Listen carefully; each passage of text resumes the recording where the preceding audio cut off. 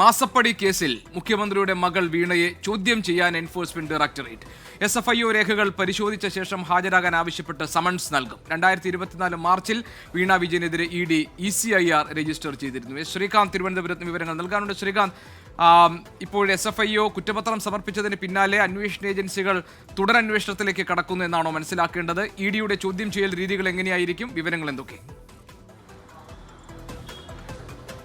ഈ കേസിൽ കള്ളപ്പണം വെളുപ്പിക്കലുമായി ബന്ധപ്പെട്ട മാസപ്പടി കേസിൽ നേരത്തെ തന്നെ 2024 മാർച്ചിൽ ഈ എൻഫോഴ്സ്മെന്റ് ഡയറക്ടറേറ്റ് ഒരു ECIR രജിസ്റ്റർ ചെയ്തിരുന്നു.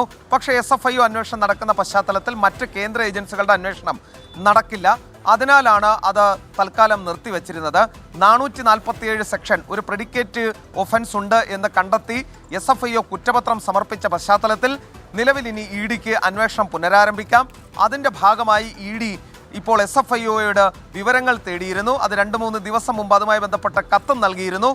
ആ കുറ്റപത്രത്തിൻ്റെ പകർപ്പടക്കം കിട്ടിയാൽ തുടർന്നുള്ള നടപടികൾ സ്വീകരിക്കാനാണ് തീരുമാനം.